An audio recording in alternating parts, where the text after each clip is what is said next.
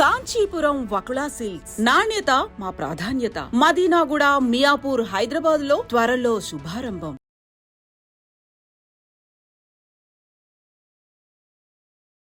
కాంగ్రెస్ పార్టీలో ఇప్పుడు టోటల్ గా బీసీ రాజకీయం నడుస్తోంది.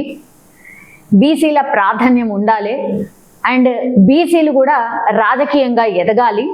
ఇట్లాంటిది బీసీ నాయకులే కాంగ్రెస్ పార్టీలో చాలా ఎక్కువగా వాయిస్ వినిపిస్తున్నారు. ఎందుకంటే కామారెడ్డి డిక్లరేషన్ తర్వాత ఈ వాయిస్ పెరిగింది. ఆ తర్వాత కులగణన తర్వాత ఇంకా కూడా ఒత్తిడి అనుకోవచ్చు, బయట నుంచి ఒత్తిడి అనుకోవచ్చు, యాజ్ వెల్ యాజ్ కాంగ్రెస్ పార్టీలో కూడా బీసీ నినాదం ఇప్పుడు పెద్ద ఎత్తున వినిపిస్తోంది.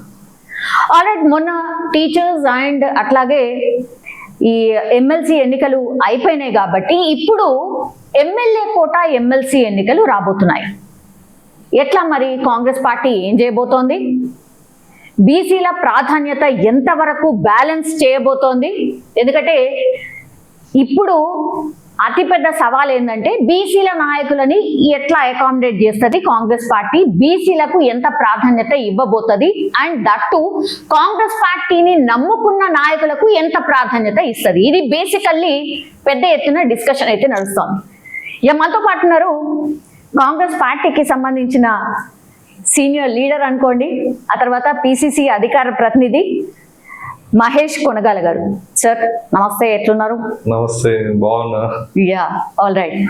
ఫస్ట్ మిమ్మల్ని చూడంగానే కొంతమంది నాయకుల్ని మనం రిప్రజెంట్ చేయగలుగుతాం కదా ఈ పార్టీ నుంచి. వీళ్ళు ఇక పక్క అంటే ఒక బ్రాండ్ అంబాసిడర్ టైప్స్ లో కాంగ్రెస్ పార్టీ అనగానే ఎక్కడన్నా వాయిస్ గట్టిగా వినిపించాలన్నా, పార్టీ వాయిస్ వినాలన్నా మీలాంటి వ్యక్తులు కొంతమంది అట్లా ఒక పార్టీని అంటి పెట్టుకొని ఉంటారు. అందులో మీరు కూడా వస్తారు అని అనిపిస్తుంది. How is the party and ఎట్లా నడుస్తోంది అండ్ కులగణన, చాలా ఇష్యూస్ ఉన్నాయి మీ పార్టీలో. కాంగ్రెస్ పార్టీ నాయకుడిగా కాంగ్రెస్ పార్టీ వాయిస్ వినిపించే అవకాశం పార్టీ నాకు ఇచ్చినందుకు నేను ఎప్పుడూ పార్టీకి కృతజ్ఞతతో ఉంటాను. అవకాశాల సంగతి అటుంచి పార్టీ మీద ఆ గౌరవం, ఆ పార్టీ సిద్ధాంతం అన్న, కాంగ్రెస్ పార్టీ ఐడియాలజీ అన్న, కాంగ్రెస్ పార్టీ నాయకత్వం అన్న, సోనియా గాంధీ గారు, రాహుల్ గాంధీ గారు, ప్రియాంక గాంధీ గారు, ఖర్గే గారు, ఇక్కడ రేవంత్ రెడ్డి గారు, పిసిసి గారు, అనేక మంది సీనియర్ నాయకులు నాకు అభిమానం. సో డెఫినెట్గా మంచి చేయాలి, సమాజానికి మంచి చేయాలనే ఆలోచన వచ్చినప్పుడు నా ముందట కనబడింది Congress party. Congress party ideology ఇష్టం కాబట్టి పార్టీలో వచ్చినప్పటి నుంచి ఇప్పటి వరకు పార్టీ వాయిస్ వినిపించే అవకాశం పార్టీ నాకు ఇచ్చింది అండ్ దాన్ని నేను గౌరవంగా భావిస్తాను. పార్టీలో ఇప్పటి రాజకీయ పరిస్థితులు మీరు దేశంలో ఇప్పటి వరకు ఏ రాష్ట్రంలో కూడా ఇంత పకడ్బందీగా బీసీ కులగణన చేపట్టలేదు.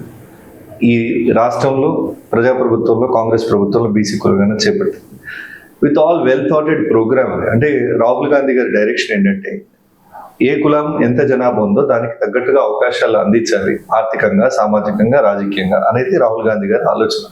సామాజిక న్యాయం, పాంచ్ న్యాయ సూత్రంలో భాగంగా సామాజిక న్యాయం కింద ఈ లైన్ తీసుకోవడం జరిగింది. ఒకవేళ దేశంలో మేము అధికారంలోకి వచ్చి ఉంటే ఈ పార్టీకి కులగణన దేశవ్యాప్తంగా అయ్యేదా? నిజంగా చేసేటోళ్ళ 100% అయ్యేది. తెలంగాణ రాష్ట్రంలో చేసినాం కదా, ఇదే కేస్ స్టడీ. కానీ రచ్చ కూడా ఉంది కదా, అట్లనే చాలా క్వశ్చన్స్ కూడా ఉన్నాయి కదా, ఈ పైన ప్రాపర్ గా చేయలేదు అని, ఇంకేదో అని. కులగణనను వ్యతిరేకించి అట్టడుగు వర్గాలకు న్యాయం చేసే ఆలోచన లేని కొన్ని పార్టీలు బూర్జువా పార్టీలు అంటాం మేము బేసిక్ గా. బీజేపీ, బీఆర్ఎస్ పార్టీలు. బీఆర్ఎస్ అయితే అల్టిమేట్ అధ్యక్షుడి దగ్గర నుంచి కార్యకర్త దాకా సగం మంది దొరలే ఉంటారు. సో అది దొరల పార్టీ. బీజేపీ అయితే అసలు ఈ కులాల పేరు మీద ప్రజల్ని తొక్కిపెట్టి అట్టడుగున నిలబెట్టింది బీజేపీ కదా, వాళ్ళ ఐడియాలజీ కదా. Manuscript is nothing but categorisation of caste తీసుకొచ్చింది వాళ్ళు.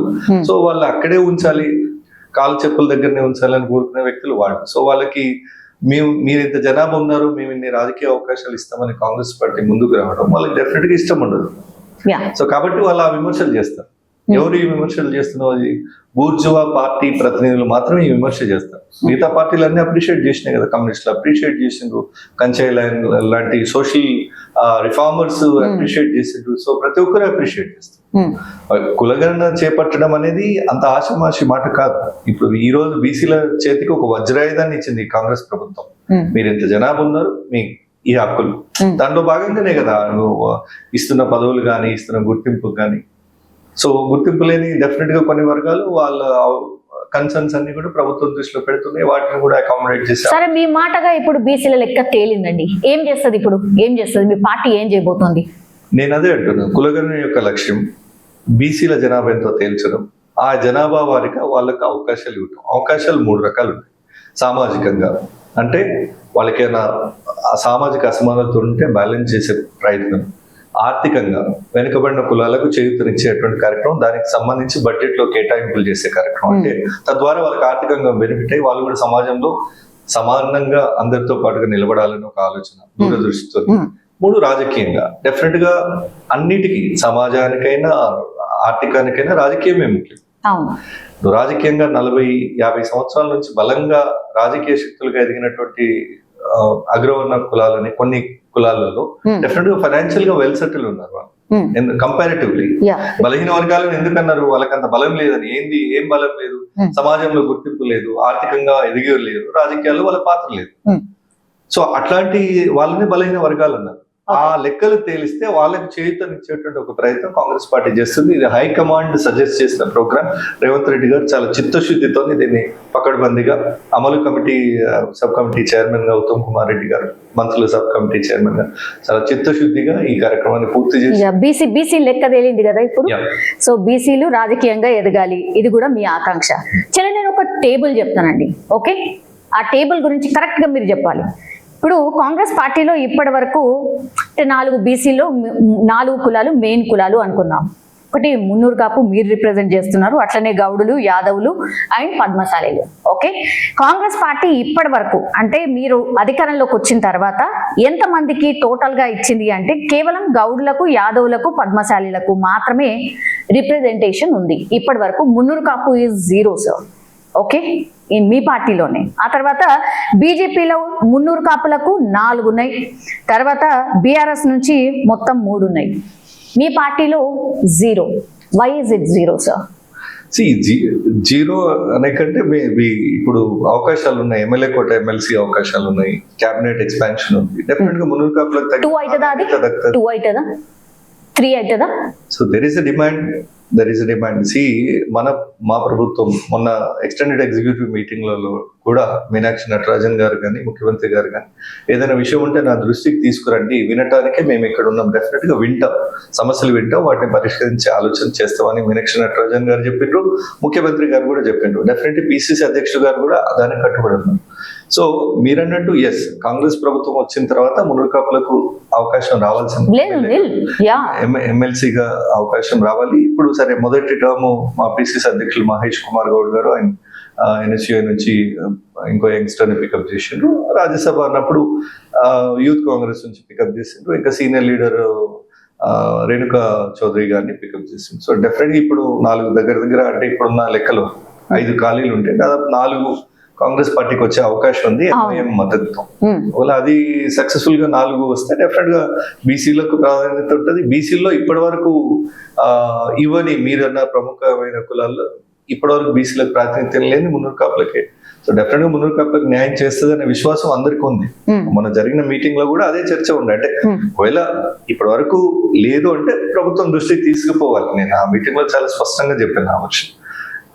రిప్రజెంటేషన్ లేదు, ముఖ్యమంత్రి గారి దృష్టికి, ప్రభుత్వం దృష్టికి, పార్టీ పెద్దల దృష్టికి తీసుకెళ్ళాలి. డెఫినెట్ గా దాన్ని కన్సిడర్ చేస్తారు. సో మీరున్నారా ఆ లిస్ట్ లో? మీరున్నారా? 100% బరాబర్ ఉంటుంది. ఓకే, ఎందుకు? ఎట్లా? వాట్ ఈస్ ద క్రైటీరియా అంటే ఒకటి, హైకమాండ్ చాలా క్లియర్ గా, కేటగిరికల్ గా యంగ్స్టర్స్ ని పికప్ చేయాలి. వచ్చే ఒక 25-30 సంవత్సరాలకు సరిపడా సీడింగ్ ఇప్పుడు జరగాలి. ఎప్పుడైనా కూడా అవకాశాలే మనిషిని పెద్దగా చూపిస్తాయి, అవకాశాలే మనిషిని పెద్దగా నిలబెడతాయి. సో పార్టీ నమ్ముకున్న కార్యకర్తలకు పార్టీ ఇచ్చే అవకాశాలే వాళ్ళ ఎదుగుదలకు పునాదులు, కారణం. వచ్చిన వాళ్ళని పెద్దవాళ్ళు అంటారు, రాని వాళ్ళని చిన్నవాళ్ళు అంటారు. సొసైటీ అంతే కదా. సో అట్లాంటి పరిస్థితులలో పార్టీ కష్టకాలంలో ఉన్నప్పుడు 10 సంవత్సరాల కాలం, 11 సంవత్సరాలు ఈ రోజు నేను పార్టీలో జాయిన్. దానికన్నా ముందు తెలంగాణ ఉద్యమంలో ఉంటూనే కాంగ్రెస్ పక్షంలోనే ఉన్నా. 5 సంవత్సరాలు తెలంగాణ ఉద్యమంలో ఉండి 107 కేసులు పెట్టుకొని, ఉద్యమ కేసులు, 35 రోజులు జైలు జీవితం, 22 ఏళ్ల పోరాడు, 35 రోజులు ఒక కాజ్ కోసం జైల్లో ఉన్నాడంటే వాని చిత్తశుద్ధిని ఎవడన్నా క్వశ్చన్ చేస్తాడా?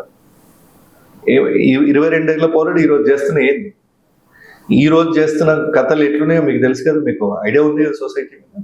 22 years boy standing for a cause and jail for 35 days just because Telangana agitation లో ఉన్నాను, ఫ్రంట్ రన్ లో ఉండి కొట్లాడినాను. అట్లాంటి కేసులు మోపి జైలుకు పోయి చివరికి సోనియా గాంధీ గారి దయతోని, కాంగ్రెస్ ప్రభుత్వ నిర్ణయంతో పార్లమెంట్ లో బిల్లు పెట్టి తెలంగాణ రాష్ట్రం ప్రత్యేకంగా ఏర్పాటైంది. అప్పుడు మీరందరూ కూడా జర్నలిస్ట్ గా యాక్టివ్ రోల్ తీసుకుంటారు. అండ్ ఎస్పెషలీ మీరు గతంలో పనిచేసిన V6 ఛానల్ కూడా ప్రో తెలంగాణ, పుట్టిందే తెలంగాణ కోసం అన్నట్టుగా డైలెక్ట్ ప్రమోషన్ గానీ అవన్నీ కూడా చేశారు. మీ అందరు కూడా యాక్టివ్ గా చూసిన వాళ్ళ మా అందరినీ ఉస్మానియా నుంచి కొట్లాడినాం. సో అక్కడి నుంచి సోనియా గాంధీ గారు తెలంగాణ ఇచ్చిండ్రు, వారికి కృతజ్ఞతగా నేను ఈ లైన్ తీసుకున్నాను, కాంగ్రెస్ పార్టీలోకి రావాలి యాజ్ ఎ జాతీయ పార్టీగా. సిద్ధాంతాలు నచ్చి సోనియా గాంధీ, రాహుల్ గాంధీ గారి నేతృత్వాన్ని మద్దతుగా తెలంగాణ నిర్ణయాన్ని తీసుకున్నందుకు కృతజ్ఞతగా కాంగ్రెస్ పార్టీలోకి వచ్చాను.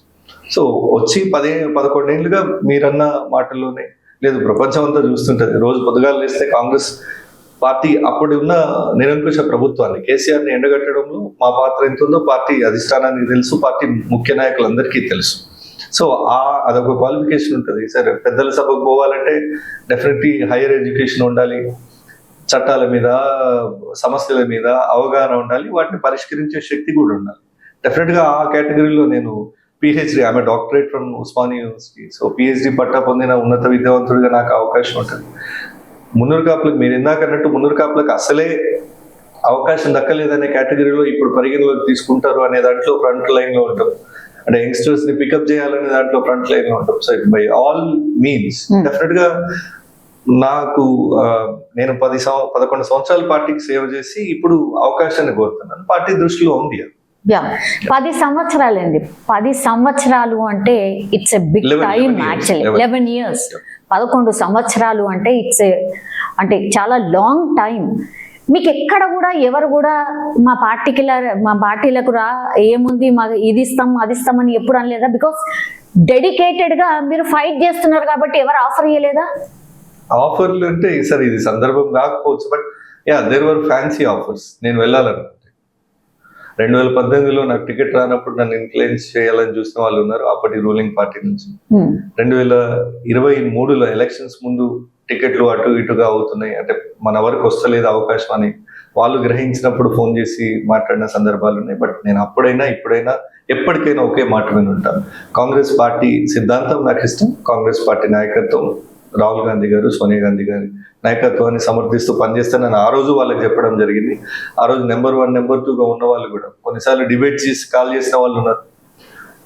ఏదో మంచి సంఘటన ప్రస్తావనకు తీసుకొస్తే అది చూసి కాల్ చేసి మీరు మా పార్టీలో ఇట్లాంటి వాయిస్ కావాలని అడుగుతున్నాం అన్న వాళ్ళు. సో డెఫినెట్ గా అవకాశాలు లేక కాదు, బట్ పోయే ఉద్దేశం లేక. కాంగ్రెస్ పార్టీ అంటే ఇష్టం, పిచ్చి, ప్రేమ అనుకోండి. ఆ పరిస్థితులలో పార్టీ అంటే పార్టీ లైన్ దాటొద్దు. ఇదే పార్టీ రేపు రాబోయే రోజుల్లో డిపాజిట్లు రాని రోజు కూడా 2014 నుంచి 23 వరకు ఏ ఉప ఎన్నిక పోటీ చేసినా గుడ్ పర్ఫార్మెన్స్ ఏం లేకుండే. అవును, మంత్రులుగా చేసిన వాళ్ళు, కోట్లు సంపాదించి 1000 కోట్లు 100 కోట్లు సంపాదించుకున్న వాళ్ళు, ఎమ్మెల్యేలుగా చేసిన వాళ్ళు, ఇట్లా వచ్చి అవకాశాలు తీసుకొని పోయిన వాళ్ళు, ఏది పాత UPA 1-2 గవర్నమెంట్ లో లాభాలు పొందిన వాళ్ళు అంతా వెళ్ళిపోతే, అందరు వెళ్ళిపోయిన దశలో పార్టీలో చేయండి. డెఫినెట్ గా 11 ఏళ్ల నుంచి పార్టీ జెండా మోస్తున్నాం, పార్టీ వాయిస్ వినిపిస్తున్నామంటే ఆ చిత్తశుద్ధి, ఆ క్రెడిబిలిటీ, ఇంకా క్యారెక్టర్ ఎవరిదైనా ఎప్పుడు జస్టిఫై ఇంకా పార్టీ మహేష్ ని బచ్చా గారిని లాగానే చూస్తోందా? ఎందుకు మరి? నేను అట్లా అనను. యంగ్స్టర్, డెఫినెట్ గా యంగ్స్టర్, నో డౌట్. ఏ అవకాశం ప్రతిపక్షంలో ఉన్నప్పుడు పార్టీలకు వచ్చినా నేనేమి ఆ రోజు రూలింగ్ లో ఉంటే స్వార్థం కోసం రాలేదు, పవర్ ఎంజాయ్ చేద్దామని రాలేదు. కాంగ్రెస్ పార్టీ తెలంగాణ ఇచ్చిన పార్టీ అని ప్రతిపక్షంలో ఉన్నా కూడా పార్టీలకు వచ్చి 11 ఏళ్ళుగా పనిచేస్తున్నా. ఆ 11 ఏళ్ల కష్టము అది ఏదో ఊరికే ఏదో 26 జనవరి ఆగస్ట్ 15కు నమస్తే సెల్యూట్ కొట్టడానికి, జెండా వందనం చేయడానికి పోతలేం కదా. రోజు పార్టీ ఆఫీస్ మొత్తం, రోజు డిబేట్ కార్యక్రమాల్లో, ఇండివిజువల్ ఇంటర్వ్యూస్ లో, లేదంటే ఆర్టికల్స్ రాస్తూ నాకు పార్టీ అప్పచెప్పిన బాధ్యతను నేను తూచా తప్పకుండా నిర్వర్తించిన. పదవులు అనగానే సీనియర్స్ కనిపిస్తారు, మిగతా ఏమైనా సో కాల్డ్ అంటే ఎక్కడో కిందికి ఉంటారు మీలాంటి వాళ్ళు అనేది కూడా ఒక చర్చ ఉంది. No, this is time for youngsters. Congress party line చాలా క్లియర్గా ఉంది. యువతకు ప్రాధాన్యత ఇవ్వాలి అనేది నవ సంకల్పంలో తీసుకున్న నిర్ణయం కానీ, తర్వాత రాహుల్ గాంధీ గారి ఆదేశాలు కానీ, హైకమాండ్ డైరెక్షన్స్ కానీ, ఇప్పుడు 2 ఎమ్మెల్సీలు ఉంటే ఒకటి యువతకు ఇచ్చిండ్రు, 2 రాజ్యసభలు ఉంటే ఒక యువతకు ఇచ్చిండ్రు, 4 ఎమ్మెల్సీలు ఉన్నాయి. డెఫినెట్గా యూత్కి అవకాశం ఉంటుంది. యూత్కి బీసీ వర్గాల్లో ఇంకా ప్రాధాన్యతకు నోచుకొని కులాలకి డెఫినెట్గా ఆ ప్రయారిటీ ఉంటుందని నేను నమ్ముతున్నాను. మీరు దృష్టిలో ఉండాలి, నేతల దృష్టిలో ఉండాలి. ఇది జనరల్లీ అంటే ఎవరైనా సరే ఒక పార్టీ నాయకుడికి టాప్ 5 లీడర్స్ దృష్టిలో ఉండాలి అని ఉంటుంది. టాప్ 5 లీడర్స్ ఎవరెవరు మీ దృష్టిలో అండ్ ఎవరెవరి దృష్టిలో మీరున్నారు? అందరి దృష్టిలో ఉన్నాను. 11 ఏళ్ల నుంచి పార్టీ నమ్మకం పనిచేస్తున్నామని. సో ప్రజెంట్ అధ్యక్షుడు మహేష్ కుమార్ గౌడ్ గారు జిల్లా జనరల్ సెక్రటరీగా పనిచేస్తుండేది ఆ రోజుల్లో. ఆ తర్వాత వారు వర్కింగ్ ప్రెసిడెంట్ అయింది, ఇప్పుడు ప్రెసిడెంట్ అయ్యారు. సో ఈ 11 years జర్నీలో వారితో కలిసి పనిచేసినాం. ఉత్తమ్ కుమార్ రెడ్డి గారు పిసిసి ప్రెసిడెంట్ ఉన్నప్పుడు నేను స్పోక్స్ పర్సన్ గా ఉన్నాను, మీడియా కన్వీనర్ గా ఉన్నాను. సో వారితో కలిసి పనిచేసినాం. సీఎం రేవంత్ రెడ్డి గారు పిసిసి అయినప్పటి నుంచి మళ్ళీ స్పోక్స్ పర్సన్ గా ఉన్నాను, మళ్ళీ పనిచేస్తాం. మధ్యలో 3 years ఏఐసిసి మెంబర్ గా ఉన్నాను. కాస్త కూస్తో పైన కూడా ఆ పరిచయాలు, ఆ బ్లెస్సింగ్స్ ఉంటాయి. మా జిల్లా నుంచి మా గౌరవ మంత్రి వర్యులు దుద్దిల శ్రీధర్ బాబు గారు ఉన్నారు. ఓయూ కాలం అప్పటి నుంచి ఓయూలో మెస్సులు బంద్ చేస్తే వారికి రిప్రజెంటేషన్ ఇవ్వడానికి పోతే ఒక గంటలో ఒకవేళ మెస్సులు రీఓపెన్ కాకపోతే వీసీ కుర్చీలో ఇంకో కొత్తోడు ఉంటాడు అనే మాట ఆ రోజు ఉన్నత విద్యాశాఖ మంత్రిగా ఉండి శ్రీధర్ బాబు గారు చెప్పారు. ఆ ఒక్క డైలాగ్ నచ్చి లీడర్షిప్ చేస్తే ఇలా చేయాలంటే తను నమ్మిన కార్యకర్తల కోసం, నమ్మిన జనం కోసం ఈ రకంగా పనిచేయాలని.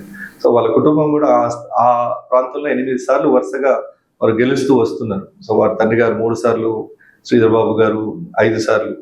సో అట్లా ప్రజలు ఎన్నుకున్న నాయకులు, ప్రజలు మెచ్చిన నాయకులతో సేల్ అవ్వాలనే ఆలోచనతో వారి నాయకత్వము, వారి డైరెక్షన్స్ కూడా డెఫినెట్ గా వారి మద్దతు కూడా ఉంటుంది. సో అట్లా మీరు బట్టి విక్రమార్క గారు మా వర్కింగ్ ప్రెసిడెంట్ గా ఉండేది, సిఎల్పి లీడర్ గా ఉండేది. మేము ఎంత కష్టం చేసినాము ఈ ప్రతిపక్షంలో ఉన్న 11 ఏళ్ళు అని. డెఫినెట్ గా అవన్నీ వాళ్ళ నోటీస్లోనే. సో పెద్ద మనుషులు మీనాక్షి నటరాజన్ గారైనా పార్టీ సర్వీసెస్ చూస్తే వాళ్ళు కన్సిడర్ చేస్తారు. సో ఎవరి దృష్టిలో ఉండాలని ప్రత్యేకంగా కాదు, అందరి దృష్టిలో నాకు కష్టం ఉంది. కాకపోతే రైట్ టైం అనేది ఒకటి ఉంటుంది, దానికోసం వెయిట్ చేస్తున్నా. రైట్ టైం వచ్చిందా? మరి నిన్న నోటిఫికేషన్ కూడా వచ్చింది. ఎస్, రైట్ టైం వచ్చిందా? మీ టైం వచ్చిందా? హోప్స్ స్టిల్ మీకు ఎంత ఓపిక ఉందండి, ఇంకా కూడా హోప్స్ అంటున్నారు. యూఆర్ నాట్ అంటే సి పార్టీ, నేను I'm always disciplined worker for the party, loyal to the party, 100% loyal to the party. ఒక లాయల్ కాకపోయింటే చెప్పాను కదా, కోట్లు సంపాదించుకున్నోడే ప్రతిపక్షంలో ఉన్నా అసలు ఈ పార్టీ ఉంటుందా ఉండదా అని చెప్పి విమర్శలు చేస్తూ పోయిన రోజుల్లో వాళ్ళకి కౌంటర్ చేస్తూ, అవతల ఉన్న రూలింగ్ పార్టీని కౌంటర్ చేస్తూ, పార్టీ కొద్ది మంది పార్టీ వాయిస్ వినిపించే వాళ్ళలో ప్రముఖమైన నా పాత్ర కూడా ఉంది అని నేను నమ్ముతున్నాను. బికాస్ ఆ ఎఫర్ట్స్ నేను చేసిన మీరందరూ కూడా మీడియాలో ఉండి చూసింది కాబట్టి.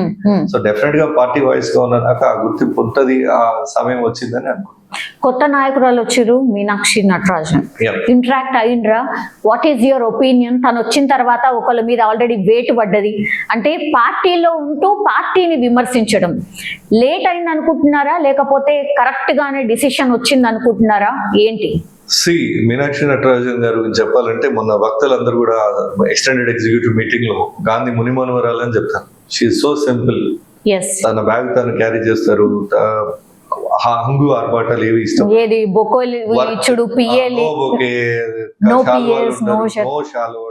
ఇప్పుడు మీరు టెక్స్ట్ చేసిన definitely she'll return, I mean reply ఇస్తారు. So very down to earth person and a great leader. Congress road worker, Gandhi అనే ఐడియాలజీ అంటే ఉదాహరణ కింద చెప్పొచ్చు. అప్పుడప్పుడు మేము ఇంత సింపుల్ గా ఉంటూ కూడా వారిని చూసి మనం ఏమైనా మిగతా పార్టీల లాగా ఏమైనా కొంచెం షో ఆఫ్ లో ఉన్నామా అనే ఒక ఫీలింగ్ కలిగేటట్టుగా చేస్తారు వాళ్ళు. Very simple, down to earth. And Congress party అంటే ఒక ఏమంటారు, protector of Congress party ideology అని చెప్పొచ్చు. ఏ మాత్రం కూడా పార్టీ లైన్ నుంచి డివేట్ అయినా, ఐడియాలజీ నుంచి డివేట్ అయినా వారు సహించరు. ఇది వారి ట్రాక్ రికార్డ్ మొత్తం చూసిన వాళ్ళకి అర్థమైపోతుంది. సో ఏ రకమైన ఇవి ఉండదు, వర్త్ ఉంది, పార్టీ కోసం కష్టపడ్డామంటే ఎంకరేజ్ చేస్తారు. డెఫినెట్ గా ఆ లైన్ లో నేను ఫిట్ అవుతానని నేను నమ్ముతున్నాను. Yeah, I think continuation meetings అవి కూడా ఉంటున్నట్టున్నాయి. ఇవాళ పార్లమెంటరీకి సంబంధించిన నియోజకవర్గాల వారీగా సమ్ మీటింగ్స్ కూడా తను కండక్ట్ చేస్తున్నట్టుంది. సరే, తను అండర్స్టాండ్ చేసుకోవడానికి కొంత టైం పడుతుండొచ్చు. ఆల్రెడీ మీకు ఇప్పుడు నోటిఫికేషన్ వచ్చేసింది. ఆమె దృష్టిలో ఆల్రెడీ ఇక్కడ ఏం జరుగుతుంది అంతా ఉండిందా? ఇప్పుడు 10 days లో ఐ థింక్ ఇచ్చేయాలనుకుంటా కదా, అంటే who is going to contest అనేది కూడా ఇచ్చేటట్టు. 4th కదండి మనకు. 10th is the last date of nomination. Okay, just 1 week or 5 days? Yeah, hardly okay. 5 days. Okay. Last date కాబట్టి. సో మీరు ఎక్స్పెక్టేషన్ లో ఉన్నారు కాబట్టి మీరేమైనా టెన్షన్ పడుతున్నారా, లేకపోతే నో? ఇప్పుడు ఎవరో కొత్తగా వచ్చినోడు ప్రూవ్ చేసుకోవాలండి. 11 ఏళ్ల నుంచి ఇదే ఐడియాలజీ కోసం కొట్లాడుతున్నాం. ఆ విషయం పెద్దవాళ్ళ నోటీస్ లో ఉన్నప్పుడు మనం కొత్తగా గాబరా పడిపోయి ఏదో కొత్తగా ప్రూవ్ చేసుకోవాలి అనేది అయితే ఉండదు. డెఫినెట్ గా నా పేరు వస్తే అందరికీ నోటీస్ లో ఉంది, కష్టం మనం పడ్డ కష్టం కూడా నోటీస్ లో ఉంది కాబట్టి వాళ్ళు కన్సిడర్ చేస్తారు. అయితే దానికి ఈ ఎమ్మెల్యే కోట ఎమ్మెల్సీ ఎలక్షన్స్ కి ఈ రోజు జరుగుతున్న రివ్యూస్ కి సంబంధం లేదు. అది ఆర్గనైజేషన్ మ్యాటర్. ఒకసారి స్టేట్ ఎగ్జిక్యూటివ్ మీటింగ్ జరిగింది. ఆ తర్వాత పార్లమెంటరీ వైజ్ డిస్ట్రిక్ట్ అంటే పెద్దగా అవుతుంది కాబట్టి పార్లమెంటరీ వైజ్ రివ్యూస్, అంటే ఇప్పుడు జిల్లాలు కూడా చాలా చిన్నగా అయిపోయింది, పార్లమెంటే పెద్ద అనుకోండి. పార్లమెంట్ ఒక యూనిట్ గా కొన్ని రివ్యూస్ చేసి అక్కడ ఉన్న లోకల్ గా ఉన్న గ్రౌండ్ రియాలిటీస్ ని అసెస్ చేసుకునే ప్రయత్నం వారు చేస్తున్నారు. అది అయిపోయినాక మండల స్థాయికి, కాన్స్టిట్యున్సీ అసెంబ్లీ స్థాయికి, మండల స్థాయికి ఆ లెవెల్లో పోవాలనేది వారి ఆలోచన. అయితే కొత్తగా ఇన్ఛార్జ్ వచ్చిండ్రు అనేది జస్ట్ ఇన్ఛార్జ్ గా మాత్రమే కొత్తగా వచ్చారు. వారు మొన్న జరిగిన అసెంబ్లీ ఎలక్షన్స్ అబ్జర్వర్ గా ఉన్నారు తెలంగాణ మొత్తం. తర్వాత రాజీవ్ సంఘటన తరఫున, పంచాయతీరాజ్ సంఘటన తరఫున మొత్తం తెలంగాణ అంతా పాదయాత్ర చేసేవారు.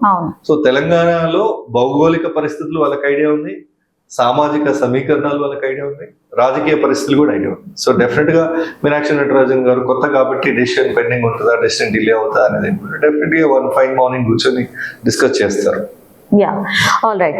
సో ఇప్పుడు బీసీలకు సంబంధించి పూర్తిగా ఒక చర్చ అనుకోండి, రచ్చ కూడా నడుస్తుంది మీ పార్టీలో. మొన్న విహెచ్ గారు మీటింగ్ అవ్వడం, దట్టు వేరే వేరే పార్టీలను పిలిచి మీటింగ్ ఏర్పాటు చేయడం, ఆయన మీద కూడా వేటు పడుతుందా? అంత స్ట్రిక్ట్ గా ఉండబోతోందా మీ పార్టీ? నేను కూడా మీటింగ్కి వెళ్ళాను, by the way I'm part of that body. Okay, but పిలిచిన కాంటెక్స్ట్ వేరు. బీసీ కులగణన చేసిన నేపథ్యంలో రాష్ట్ర ప్రభుత్వానికి, ముఖ్యమంత్రి వర్యులకి కృతజ్ఞత చెప్పాలి అనే ఉద్దేశంతో పిలిచిన కాంటెక్స్ట్. ఓకే. అయితే వేరే పార్టీ నుంచి వచ్చిన వాళ్ళు ఏదో ఒకటి ఆబ్వియస్లీ బయటనే కొన్ని కాంట్రవర్సీస్ మాట్లాడుతుంటారు కాబట్టి అక్కడ వచ్చి కూడా అదే ప్రయత్నం ఏదో చేసిండ్రు. బట్ ఓవరాల్ గా వన్ మంత్ లో ఒక పెద్ద బహిరంగ సభ పెట్టి ముఖ్యమంత్రి గారికి ధన్యవాదాలు, రాష్ట్ర ప్రభుత్వానికి ధన్యవాదాలు చెప్పి, తద్వారా ఇంకా ఫర్దర్ సమస్యలు ఏమున్నాయి అనేది ముఖ్యమంత్రి గారి దృష్టికి, రాష్ట్ర ప్రభుత్వం దృష్టికి తీసుకుపోవాలనేదే ఆ మీటింగ్ యొక్క ఉద్దేశం. కొంతమంది దాన్ని సోషల్ మీడియాలో ఎవరికి ఇష్టం ఉన్నట్టు వాడు సర్క్యులేట్ చేసుకున్నారు. Unfortunate. What is the fact మరి? What is the fact? Nothing, ఏం లేదా? ఇదే ఫ్యాక్ట్. ఓకే. వాళ్ళు కొన్ని కన్సర్న్స్ రేజ్ చేసిండ్రు. సో నేను ప్రభుత్వం దృష్టికి తీసుకుపోయి నెగోషియేట్ చేద్దాం. జెన్యూన్ డిమాండ్ ఒకటి, ఎమ్మెల్సీ లేదు మనకు, మిగతా బీసీ వర్గాల్లో అన్ని కులాలకు ప్రాతినిధ్యం దక్కింది ఈ ప్రభుత్వం వచ్చినాక, కబులకు లేదు. It's reasonable demand. మనం ప్రభుత్వం ఈ కన్సర్న్స్ ఏమున్నాయో ప్రభుత్వం దృష్టికి తీసుకుపోదామనే మాట చెప్పడం జరిగింది. ఒకటి. రెండు, పెద్ద ఎత్తున ఒక మీటింగ్ పెట్టాలి. పెట్టేది ఈ కులగణన ఇదంతా చేపట్టి చేస్తున్న క్రమంలో కేబినెట్ లో బెర్త్ కావాలి, చోటు లేదు అనేది ఒక డిమాండ్. సో ఇవి ముఖ్యమంత్రి గారు కూడా కాదన్నారు, వారి నోటీస్ లో కూడా ఇవి ఉన్నాయి. ఎక్స్పాన్షన్ కోసం వారు కూడా వెయిటింగ్. అంటే తెలంగాణ రాష్ట్ర ప్రభుత్వం, కాంగ్రెస్ ప్రభుత్వానికి కూడా మున్నూరు కాపులకు చోటు కల్పించాలని అలా ఆలోచన ఉంది. వెరీ సూన్, ఈ దగ్గరలో ఎప్పుడు క్యాబినెట్ ఎక్స్పాన్షన్ అయితే అప్పుడు మున్నూరు కాపు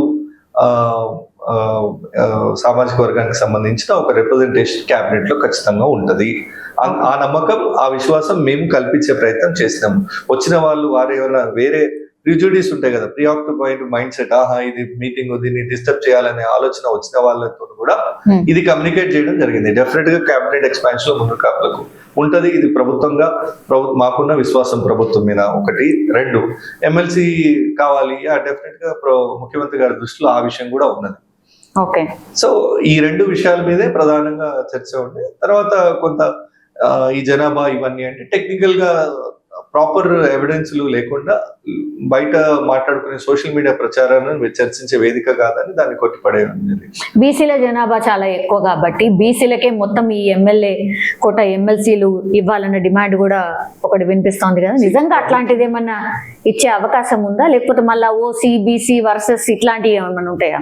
సో డెఫినెట్ గా 56% సమాజంలో ఉన్న బీసీలకి 42% రిజర్వేషన్ కల్పించడానికి దగ్గరలో బహుశా 6వ తారీఖు కేబినెట్ అప్రూవల్ చేయబోతుంది. 42% చట్టసభల్లో బీసీలకు ఇవ్వాలి. దాన్ని కేంద్రం ఆమోదించాలి. అది కేంద్రం కోర్టుకు వెళ్తుంది. పార్లమెంట్ లో కూడా దాన్ని ఆమోదించేటట్టుగా మాకున్న 100 మంది పార్లమెంట్ సభ్యులతో నిలదీస్తాం. కానీ మీన్ వైల్ పార్టీ పరంగా దాన్ని అమలు చేస్తామని ముఖ్యమంత్రి గారు చాలా సందర్భాల్లో చెప్పారు. పిసిసి అధ్యక్షుల వారు కూడా చెప్పారు. పార్టీ పరంగా ఇచ్చే పదవుల్లో 42% ఉండేటట్టుగా చూస్తాం. ఆ లెక్కను చూస్తే 1-2 ఈ ఎమ్మెల్యేల కోట ఎమ్మెల్సీలో బీసీలకు డెఫినెట్ గా వస్తుంది. 4 అయితే కాదు 4 అంటే పార్టీని నమ్మి పనిచేసిన ఇతర వర్గాలు కూడా ఉన్నాయి కదా, వాళ్ళని కూడా దృష్టిలో పెట్టుకోవాలి. ఇప్పుడు మున్నూరు కాపులుగా మేమేవైతే మా సాధక బాధకాలు క్యాబినెట్ లో చోటను ఎమ్మెల్యే కోట ఎమ్మెల్సీ అనో నామినేటెడ్ పోస్టులో లేమను ఓ మాట ముఖ్యమంత్రి గారి దృష్టికి ఎట్లా పెడుతున్నామో మిగతా వర్గాల నుంచి కూడా ఆ ప్రెషర్ ఉంటుంది కదా ముఖ్యమంత్రి. మరి 300 కాపులు జీరోస్ ఉన్నారు కదా, నేను ఇంతకు ముందే టేబుల్ చెప్పినట్టుగా మరి ఆ 2 సీట్లు మీరు అన్నట్టుగా 1 or 2 దాంట్లో 2 seats 300 కాపుకే ఉంటుందా? 1 అయితే ఉంటదని నేను నమ్ముతున్నాను. మీ పేరు ఉంటది రైట్? అది పార్టీ నాయకత్వం డిసైడ్ చేయాలి. పేరు ఉండడానికి కావాల్సిన అన్ని అర్హతలు నాకున్నాయి. నేను 10-11 సంవత్సరాల నుంచి పార్టీ కోసం పనిచేస్తున్న, ప్రతిపక్షంలో ఉన్నప్పుడు పార్టీ గొంతుకై కొట్లాడినా, ఈ రోజు కూడా ప్రభుత్వం మీద ఈగ వాలిచ్చే సవాలే లేదు. అడగండి అమ్మాయినా అన్నం పెట్టదు. 100% అడుగుతాను. ప్రభుత్వం నోటీస్ లో పార్టీ పెద్దలను అడిగినా, ప్రభుత్వ పెద్దలను అడిగినా అడగకుండా ఎలా ఉంటారు? అడిగినామని చెప్పి బయటకు వచ్చి ప్రెస్ లో చెప్తేనే అడిగినట్ట కాదు కదా. ఇక్కడ అడగాలి, అక్కడ అడుగుతారు. నాకు 2018లో నాకు పార్టీ టికెట్ రాలేదు. నేను ఏ రోజు కూడా నాకు పలానా వాళ్ళ టికెట్ రాలేదని కానీ, లేదా నాకు టికెట్ పార్టీ వల్ల రాలేదని కానీ నేను ఒక్కరోజు ఒక్క దగ్గర మాట్లాడిన ఆ సందర్భం ఏదైనా ఉంటే చూపించండి. లేదు 2023లో నాకు టికెట్ రాలేదు. వివిధ సామాజిక సమీకరణాలు వంటి ఇతరత్ర కారణాలు వంటి కారణం ఏదైనా టికెట్ రాలేదు, ఇది వాస్తవం. సో అది కూడా నేను ఏ రోజు నాకు టికెట్ రాలేదు, పార్టీ నాకు టికెట్ ఇవ్వలేదని నేను ఏ రోజు మాట్లాడలేదు. ఆ క్యారెక్టర్ నాకు ఉంది, ఆ క్రమశిక్షణ. మహేష్ గారు, ఈ మధ్య కాలంలో పాజిటివ్ ఉన్న వాళ్ళ దగ్గర ఏమి ఉండట్లేదండి. నెగిటివ్ ఎవరి దగ్గర అయితే ఉంటుందో వాళ్ళే రైజ్ అవుతున్నారు, వాళ్ళకే పదవులు వస్తున్నాయి. మీరు ఇంత మెదకగా ఇంత పాజిటివ్ గా ఉంటే వస్తుంది అనుకుంటున్నారా? మేబీ మీరు అన్నట్టు అంటే కొన్ని 1-2 ఉదాహరణలు చూసి మీరు అదే చెప్తున్నట్టున్నారు. But when you want to be in politics for long run, short cuts politics లో ఉండవు. ఎవరో ఒకరిద్దరు లక్కీ లాటరీలు, మన ముఖ్యమంత్రి గారు చెప్పారు, లక్కీ లాటరీలు అక్కడో ఇక్కడో ఎవరికైనా అవకాశాలు వస్తుంది. బట్ అవతలని పచ్చి బూతులు తిడితే, మన క్యారెక్టర్ ని వదిలేసుకుంటే, పార్లమెంటరీ లాంగ్వేజ్ మనం ఇంత చదువు, ఇప్పుడు రోడ్ సైడ్ వర్కర్ కి మనకి ఏం తేడా ఉంటుంది చెప్పండి? పిహెచ్డీలు చదివి ఒక డాక్టరేట్ ఉన్న వ్యక్తి మాట్లాడే భాషకి ఆర్డినరీ రోడ్ సైడ్ వర్కర్ మాట్లాడే మాటకి డెఫినెట్ గా తేడా ఉండాలి కదండి. తిప్తేనే లేదు, విమర్శిస్తేనే కాదు, పాజిటివ్ కూడా మనం అనుకున్న విషయాలు వాళ్ళకి కమ్యూనికేట్ చేయొచ్చు అని నమ్మే వ్యక్తిని. విమర్శ చేయలేదంటే నేను ఏమంటున్నా, నాకు రాలేదు, నాకు టికెట్ ఇవ్వలేదని పార్టీ పెద్దలకు తెలుసు, నాడు పిసిసి అధ్యక్షుడు ఉన్న రేవంత్ రెడ్డి గారు, ఇప్పుడు ప్రస్తుతం ముఖ్యమంత్రి గారికి తెలుసు, మరి పార్టీ సీనియర్లు అందరికీ తెలుసు కదా. కొత్తగా నేను ప్రెస్ మీట్ పెట్టి చెప్పేదే ఉంటుంది. ఇప్పుడు మామూలుగా మీరు చూడండి, టికెట్ రాకపోతే ఎంత గోల చేస్తుంటారు తెలుసు. రాళ్ళు కూడా పడ్డాయి కదా గాంధీ రోడ్లకి, ఇక్కడ పార్టీని ఎక్కడో దగ్గర డ్యామేజ్ చేయడం, ఓడగొడతామని శబ్దాలు చేయడం, ఇట్లాంటివన్నీ చూస్తుంటాం కదా. వాటికి భిన్నంగా పార్టీ లైన్, కొన్ని పరిస్థితుల వల్ల టికెట్ రాలేదు, కానీ భవిష్యత్తులో పార్టీ నాకు గుర్తించే అవకాశాలు ఇస్తుందని ఒక పూర్తి విశ్వాసంతో, క్రమశిక్షణతో మళ్ళీ అంతే ఇదిగా మా పార్టీ అభ్యర్థుల కోసం ప్రచారం చేస్తున్నాం. అంతే ఇదిగా party day to day stands, అప్పుడున్న ప్రభుత్వం అధికార దుర్వినియోగానికి పాల్పడి చాలా సందర్భాల్లో చాలా అంశాల్లో ఎన్నికల కమిషన్ దృష్టికి తీసుకుపోవడం అయినా, రాష్ట్ర ప్రభుత్వం దృష్టికి, అప్పుడున్న పోలీస్ వ్యవస్థను విమర్శించడం అయినా, అవి యాజిటేజ్ గా చేసిన ఎక్కడ సర్వీస్ లో గ్యాప్ ఉండదు. సరే, ఇంత ఫైట్ చేస్తుండ్రు, ఇంత క్రమశిక్షణగా ఉన్నారు, ఇప్పుడు కూడా మీరు పార్టీకి కనబడలేదు అనుకోండి, ఇంకా 3.5 ఏళ్ళు ఎదురు చూడాలి. ఓపిక ఉందా? ఎదురు చూస్తారా? ఇంతే క్రమశిక్షణగా ఉంటారా? ఇప్పుడు వాళ్ళ దృష్టిలో విజిబుల్ గా ఉన్నామని చెప్తుంటే మళ్ళీ సెకండ్ క్వశ్చన్ ఎందుకు? ఓకే, డెఫినెట్ గా పార్టీ దృష్టిలో నేను పడ్డ కష్టమో, పార్టీ కోసం మేము చేసిన సేవలో వాళ్ళ నోటీస్ లో ఉన్నాయి. ఇప్పుడు అవకాశాలు ఉన్నాయి. వాళ్ళు అనుకునే యూత్ కోటా అయినా, హైలీ ఎడ్యుకేటెడ్ అయినా, లేదా మున్నూరు కాపులకు అకామిడేషన్ అయినా, లేదు బీసీలకు ఇచ్చే ప్రయారిటీలో అయినా, తెలంగాణ ఉద్యమ నేపథ్యం అయినా పార్టీకి సర్వీస్ అయినా అన్ని అంశాల్లో నేను ఫిట్ ఇన్ అవుతున్నప్పుడు మళ్ళొకసారి అనే ఆలోచన ఎందుకండి? డెఫినెట్ గా పార్టీ దృష్టిలో కూడా ఇవే పెడతాం కదా, వాళ్ళకి తెలియని విషయాలు కావు. ఇప్పుడు ఏమైతుందంటే కొత్తగా వచ్చినోడు చెప్పుకోవాలి, ఆ పార్టీ ఈ పార్టీలలో 10 ఏళ్ళు పవర్ ఎంజాయ్ చేసి మళ్ళీ కాంగ్రెస్ పవర్ లోకి రాగానే వస్తారు కదా గద్దలు, అక్కడిక్కడ బెల్లం చుట్టూ ఈగలు వారినట్టు పవర్ ఎక్కడ ఉంటే అక్కడ పోయేవాళ్ళు. వాళ్ళు చెప్తారు మీ పార్టీలో కూడా చాలా మంది వచ్చారు కదా. నేను కాదంటలేదు, పారాషూట్ బ్యాచ్ చాలానే వచ్చింది కాదంటే వాళ్ళు వాళ్ళ అవకాశాల కోసం చూసేటప్పుడు వాళ్ళు కొత్తగా చెప్పుకోవాల్సి వస్తుంది. పార్టీ కళ్ళ ముంగటి నుంచి పార్టీ 2014లో కనీసం ఏ స్థాయి నాయకులైన మీడియాను ఫేస్ చేయని రోజు నుంచి స్పోక్స్ పర్సన్ గా పనిచేస్తున్నాను. 11 సంవత్సరాలుగా 3800 పైన డిబేట్ చేశాను, 50 పైన ఆర్టికల్స్ రాశాను. పార్టీ ఎత్తుపల్లాలన్నీ కూడా డిఫెండ్ చేస్తూ వచ్చినవన్నీ. ప్రభుత్వంలోకి వచ్చినాక కూడా ప్రభుత్వాన్ని చిల్లర మల్లర మాటలతో చేస్తున్న విమర్శల్ని కూడా మనం ఎక్కడికక్కడ ఎదుర్కొంటున్నాం. సో డెఫినెట్ గా ఇవన్నీ పార్టీ నోటీస్ లో ఉన్నాయి. మళ్ళొక అవకాశం, ఇప్పుడున్న అవకాశాలలో ఇన్ని సానుకూల అంశాలు వాళ్ళు అనుకున్న క్రైటీరియాస్ ఇన్ని ఫుల్ఫిల్ అవుతున్నప్పుడు మనకి సెకండ్ థాట్ అవసరం లేదన్న. గన్ షాట్ గా 4 మీ పార్టీకి రాబోతున్నాయండి విత్ ఎంఐఎం ఎంఐఎం తో ఒకటి పోతుందా? లేదు, ఎంఐఎం సపోర్ట్ చేస్తుంది. మేబీ అది ఫ్యూచర్ ఏంటంటే వాళ్ళు పెద్దవాళ్ళు మాట్లాడుతున్నారు. ఇప్పుడు నేను దాని మీద అంత కామెంట్ చేయడం కరెక్ట్ కాదు. ఓకే, 4 సీట్లు గన్ షాట్ గా కాంగ్రెస్ పార్టీకి. సరే, ఒక పేరు మీద అనుకుందాం, చలో ఇన్ అడ్వాన్స్ మీద అనుకుందాం. ఇంకా 3 పేర్లు ఎవరివి? అధిష్టానం ఎవరిని నిర్ణయిస్తే వాళ్ళు అవుతారు. మీరు మీరు నేను అనుకుంటే కూడా కావాలి. అంటే let us be very practical. High command ఎవరిని అంటే రాష్ట్రంలో ఉన్న పెద్దలు, ముఖ్యమంత్రి గారని, పిసిసి గారు కానీ, ఇంకా ఉత్తమ్ కుమార్ రెడ్డి గారు కానీ, బట్టి విక్రమార్క గారు కానీ, సో మీనాక్షి నటరాజన్ గారు కానీ, సో రాష్ట్రం ప్రభుత్వంలో కీలకంగా ఉన్న పెద్దలు, తర్వాత హైకమాండ్ దూతగా ఉన్నట్టు ఏఐసిసి ఇన్ఛార్జ్ కలిపి ఎవరిని రికమెండ్ చేస్తారో వాళ్ళు, అదే అధిష్టానం కూడా 1-2 సార్లు బ్యాక్గ్రౌండ్ చెక్ చేసి వాటిని అనౌన్స్ చేస్తారు. సో మీడియా సమావేశాల్లో డిక్లేర్ చేయాల్సిన పేర్లు కావు ఇవి. సో మీరు నన్ను అడిగితేనే ఒప్పుకోవట్లేదు, మీరు మిగతా వాళ్ళ పేర్లు అడిగితే నేను ఎట్లా చెప్తాను. సో డెఫినెట్ గా అన్ని వర్గాలకు, ఎస్పెషలీ ఇప్పటి వరకు ఎమ్మెల్సీ గానో లేదంటే రాజ్యసభలోనో క్యాబినెట్ లోనో ప్రాధాన్యత దక్కనటువంటి మున్నూరు కాపులకి అయితే డెఫినెట్ గా ఈ ఎమ్మెల్యే కోట ఎమ్మెల్సీలో యంగ్స్టర్ గా నాకు అవకాశం ఉంటుందని నమ్ముతున్నాను. మేము కూడా నమ్ముతున్నామండి. ఎవరు ఏంటి అనేది అంటే బై ద వే నేను ఐఎమ్ లీస్ట్ బాదర్డ్ ఆల్సో. ఎందుకంటే పార్టీకి ప్రభుత్వానికి కొన్ని ఆలోచనలు ఉంటాయి. So who are we to comment on that, judge on that? It all depends on high command, party leadership. ప్రభుత్వంలో ఉన్న ముఖ్యమంత్రి గారు, ఇతర పెద్దలు వాళ్ళు డిసైడ్ చేస్తేనే ఏదైనా. నేను కూడా ఈ రోజు కూడా నేను అదే డిసిప్లిన్ తో ఎర్లీగా ఊహాజనితమైనటువంటి ఇవి అవసరం లేదు. డెఫినెట్ గా నేను అన్న లైన్ మాత్రం డెఫినెట్ గా కట్టుబడి ఉంటాను. పార్టీ కోసం కష్టపడిన మా ఎఫర్ట్స్ అన్ని కూడా ప్రభుత్వం దృష్టిలో, పార్టీ దృష్టిలో ఉన్నాయి కాబట్టి డెఫినెట్ గా నాకు ఛాన్స్ ఇస్తారని 100% మనసా వాచ కర్మన నమ్ముతున్నాను.